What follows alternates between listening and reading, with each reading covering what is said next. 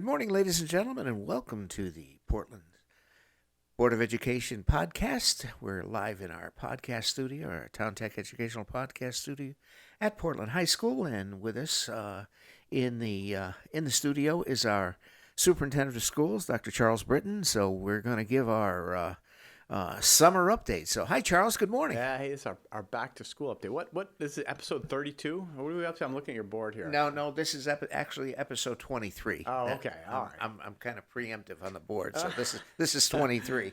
All right. Okay. So we'll probably do 32 this time next year, right? Yeah. We're getting about one a month in. Yeah, go from there. So anyway, how's things? The humidity is down today, and it's Friday, and TGIF. So yeah, it's great. You know, they say that the month of August in educators' life is like a permanent Sunday night. Yep. Yeah. So okay. It's been a long Sunday, but you know what? It's everything's great. I'm very excited. You know, we're got one more week of summer, and then the week after that, on Monday, we start a new teacher orientation. All of our teachers are back on Wednesday, the 24th, and then our kids are back for a full week of school very next week. Fantastic. So here we go. Buckle up. There you go. Lock and load. Yeah. And so forth. So anyway, we had our Board of Education meeting this week. We got some good news. I think we got some money for the school lunch program. Is that right? Right. So I have lots of good news to share. Actually, I've pretty much only exclusively good news to share, which is a little different than maybe some of our other podcasts. Right? Sure. So this week we learned that we received about $142,000 from the federal government. It's called the SMART program, Meal Readiness Transition Program, something like that. But very grateful for it. What it is it's a recognition that for the past 2 years, all of our students have received free breakfast and lunch. And this year we were ready to start back with the pay model, where people would pay for lunch. This additional funding is going to allow us to ease the transition from full free to back to pay. Okay. And until the money runs out, essentially, which, based on our projections, is going to be somewhere around December, January timeframe. Okay. But until the money runs out, we're going to continue offering free and reduced price meals to all families. Nice. It's great, yeah. And we will let people know 30 days before the meals expire. Okay. Which will accomplish two things. One, it will allow everybody to have free and reduced price meals and allow us to remind everybody to fill out those applications that you need to fill out for free and reduced price meals. Okay, yeah. So it gives us more time to get everybody back to normal and remind families that, hey, free and reduced price meal for you may be a permanent thing, but we have a little bit more time to get people signed up. Yep. Sure. That's like the school lunch FAFSA. Yeah, exactly. Yeah, absolutely. Take advantage of that, everybody. It's Absolutely. there for you. They're good. They're nutritious meals, and you don't have to brown bag it or send kids to school with their meal bucks and all that. So it's a good thing. That's a great thing. So good, excellent. So what else is happening? Yeah. Well, I got to say, I just want to give a quick shout out to while our teachers and paraprofessionals and everybody's off enjoying a very richly and important summer break to charge up, and our students too, of course. Summer's a wonderful time. But, while that's happening, a lot of us, my leadership team, our custodians and maintenance crew, our administrative assistants. And working hard. Working hard, right? All summer with cleaning the buildings, doing some updates and maintenance. We have some nice fixes in terms of things that have broken air handling units and getting oil tanks out of the ground, my goodness. And, building schedules and planning professional development and bus routes and, wow, a lot of hiring, right? So a shout out to all of the people who are our 12-month employees. I am continuously impressed with the district leadership team, the custodians, our maintenance crew, our administrative assistants, all of our vendors who work so hard when the students and teachers aren't here to make sure that everything is in pristine condition and ready to welcome people back. So people who have been working real hard all summer, shout out to them, tip of the hat to them, and I think that the fruits of those labors will be enjoyed by all of our teachers and kids in 2 weeks when we reopen. There you go. There you go. I know the floors in the buildings look great. Oh my God, And so forth. They're everything's so shiny. like glass. It's and new painting. It's great. Yeah. I'm just so happy with everything. How hard everybody works around here. It's amazing. Uh-huh. So yeah, that's the big one. That's the big one. Okay. Yeah. Now a couple of just minor updates. I am. I don't know how to say this the right way. So let me think for a second. I'm regularly hearing from media reports, and even some of my colleagues in other districts about a teacher shortage and how difficult it is to find high quality teachers, right? We are blessed. I have not had that problem That's a good thing. here in Portland. That's a good thing. I think that's a reflection, a general recognition that it's a wonderful place to teach, right? Yeah. But the quality and number of people who have applied in Portland for our open positions has been outstanding. Wow. And I cannot wait to get the folks that we've hired over the past 6 weeks here Yeah. in their offices and classrooms and doing their work. I mean, across the board. Right. Fourth grade teachers we've hired, special education teachers we've hired, a new security guard, a new IT professional, a new custodian, a new math interventionist, a new English teacher. Holy cow.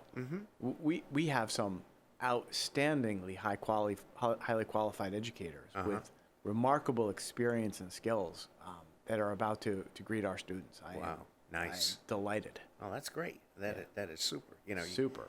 Especially, and it's not just the teaching profession. You're looking at the news. I was hearing the news this morning. There's a shortage of veterinarians out there. My God, and it's crazy.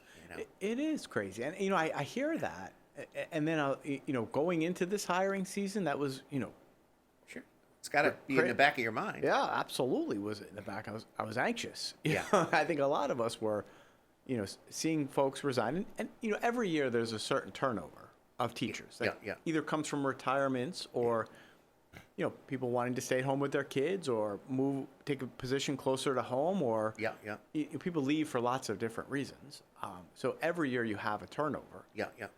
Going into this year, I was like, oh my goodness, is this going to be like our bus drivers, right? Right. We're not going to have anybody. Right.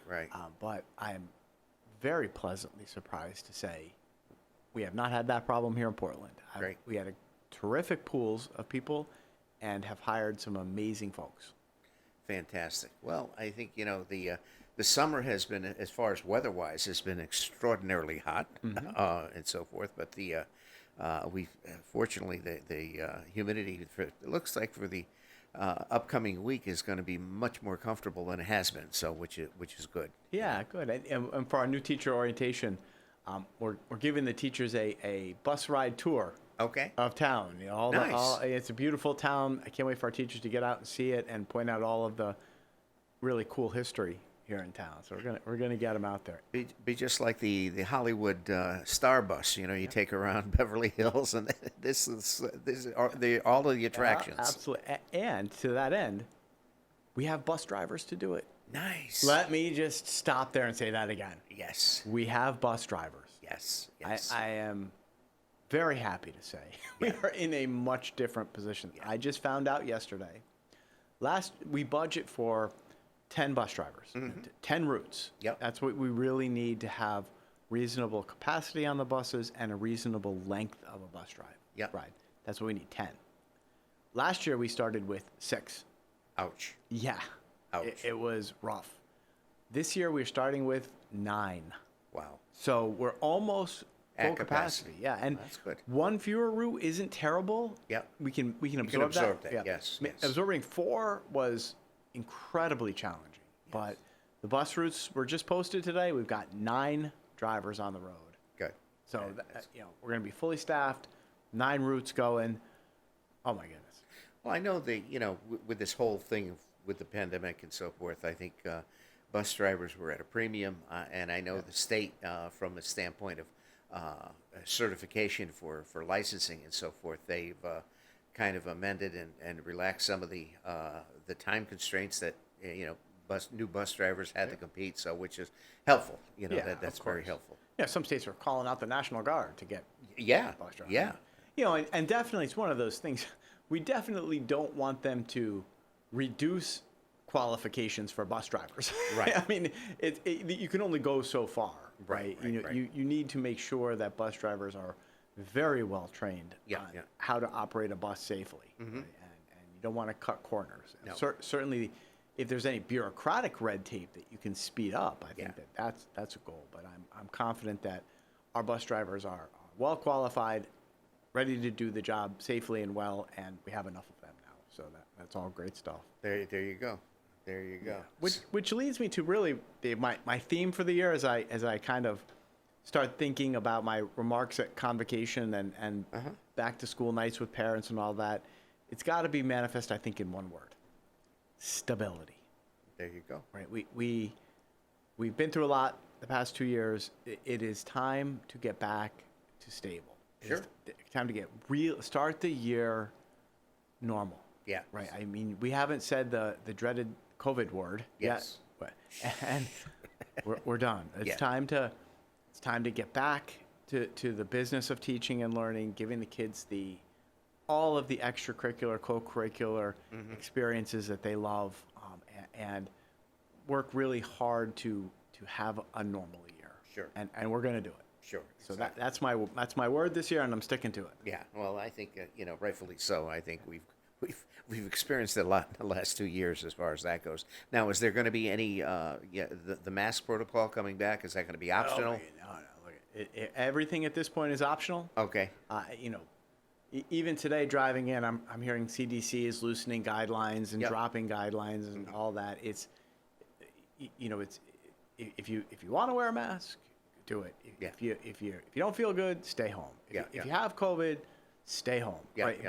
But we're not quarantining, we're not masking, we're not cohorting. All of that is behind us. Yeah. It is now time to be stable, but get back to normal. Well, that's good to hear. Yeah. It is good to hear. So, anyway, on a personal, so what have you been doing this summer? I know you had a few days off here, and Superintendents really don't have any days off. ITs, of course. I don't think that there's ever an hour that goes by of my life, whether I'm in the office or in the building, that I don't think about something. the phone rings all the time. Yeah, and I care very much for these schools and the people here, and it's been a good summer though. My kids my home life is in good shape. My wife is getting ready to go back to teaching and learning in her school. She's a teacher. My kids are very excited to go back. My son's starting high school and Nice. on the soccer team and all the preseason stuff. My daughter's heading into 7th grade, and they're healthy. They're happy. They're excited to be back to normal. But the best news I had all summer, got my puppy, so she's very cute. Oh, and, yes. Do Maggie's tell. and- What kind She's little Maggie, golden retriever, of Okay. course. So it's like having another child in the house. My See? wife and I are very busy taking care of her, but Sure. I think we're in a really good place. That's good. Yeah. Another dependent on the tax return. Yeah, I know. You're not kidding. They're expensive. Oh, yeah. I just interviewed dog walkers. I'm like, $20 a day. Are you kidding? Oh, geez. Yeah. Oh yeah. So Yeah, I had to do a little babysitting the past 2 weeks. Yep. Both my son and daughter-in-law are both in the reserves, and they had to do their AT active training for 2 weeks. So I was babysitting his dog Rooney. So we're roommates. So that was it was a lot of fun. He's a good dog. So Good. But anyway, but that's good. Now I think we're all on track as far as for fall sports and everything. Yep, we got our I am delighted with our new assistant principal, who's in charge of athletics also as one of his responsibilities. Hiring great coaches. Things are up and going. Good. Yeah, we are stable. Fantastic. Back to normal. Let's go. So, what's the timeline on the track that your last update? Yep. So, as a matter of fact, as soon as I get back to my office today, I'm going to look at them. We put out bids for an architect. So, track reconstruction begins with an architect coming in and doing core samples to figure out, the shape and condition and what can stay and what has to go. And they lay it all out and survey it and put together the bid specs. So we put out our bids for an architect. I'll figure out the price on that. We have the funding in place. Okay. We're going to hire that architect. I expect the architect will be doing their surveying bores and core samples and all the things they do. It's still summer, fall. Yeah, yeah. And as soon as we get that done, we'll go out to bid for a company. Yep. There aren't a lot of companies that do tracks. I think in New England there are maybe 4 reputable ones. Yep. But hopefully we will get some reasonable bids back. And I think we're probably reasonably going to see some track work in terms of the demo and when they can put the concrete down in the insulation, rubber surface. Yeah. That's all dependent on the temperature. You can't do it in the winter. Correct. I think we'll likely see that late spring, summer next year. So I'm hoping this time next year we're close to done. That's hopeful, but I think it's reasonable. Well, that's good. That's good. I think it's been a long time coming, so which is great. For sure. We can get back to hosting our home track meets and you know all of that kind of stuff. And we're gonna have one more. I think we'll have one more track season with a current track, right, and then we'll be having a beautiful track for kids right after that. There you go. Yep. There you go. Fantastic. All right. Well, fantastic. All right. I think that should about wrap it up. No? Do you have anything else? Let me just say I would love to come back. I'm gonna think September, October podcast. Okay. And I really want to spend some time with the community talking about our facilities improvement plans. Sure. Right. So I've been running a lot of focus groups this summer. Yep. Last one I just did with the Board of Selectmen. Okay. I've done one with the Board of Ed and lots of parent groups. So we're getting some really good input, and that's going to manifest in a plan. Oh, nice. So at some point, I think this fall, maybe if you have the chair of the committee, a gentleman named Lou Pear, and I do a podcast. That would be great. Update the community on what we think the Portland Public Schools will look like over the next decade. Yeah. So we're doing some really long-term planning, and we have some exciting ideas that we're kicking around. Well, at the I was obviously at the special meeting that you had prior to the regular Board of Selectmen's meeting, so you've got some interesting options. Okay, put on the table, and so forth. So depending on the direction that the committee ends up going with, and after kind of examining the numbers and all the statistics, I think you guys got a decent plan going forward. Yeah, but we have several options. We don't quite have a plan yet. Well, but that's the next step for sure. The plan obviously is exploring all the options and looking at all of the pros and cons of each option, because as you know, for every action there's a reaction. Absolutely, and obviously what we want is a win-win. Absolutely. We want high quality academic space for our kids, but we also have to be mindful of these things have long-term implications in terms of budgets and tax rates and those things. So I'm really optimistic that I think we're gonna come down to something that is fiscally sustainable and prudent, but improve some facilities that need a lot of improvement. Yeah. Well, and as you said in the meeting prior to the Selectmen's meeting, we have some old buildings, unfortunately, and it's not uncommon in any school district. Obviously, every school district is experiencing, the same kind of, issues that, making do with what you have. But by the same token, the landscape in building maintenance and air handling and HVAC, it's a whole new ballgame. And at the end of the day, if we don't do this, then our experience with the track tells us what might happen. Yep, exactly. You can only kick the can down the road so long. That's right. Yeah, you have to either do a really good job with preventative maintenance, or, boy, do things fall apart quick. Exactly, and unfortunately, it's that happened with the track. So anyway, but that's great. All right, excellent. Okay, well, we'll look to maybe we can get mid-September. We can get Lou back and you and Lou on, and go from there, and give the town the rundown on where the facilities committee is going, and also give a recap on the back-to-school version. Absolutely. Go from there. So, all right, ladies and gentlemen, that concludes our episode number 23 of the Portland District podcast, and with our guest, obviously in the studio, Dr. Charles Britton. I'm your host, Dave Kuzminski, and stay tuned and have a good rest of the summer vacation in August, because September is coming around, and we're going to be back in it in a couple of weeks. So thanks so much. Be safe and stay cool. Great. Thanks.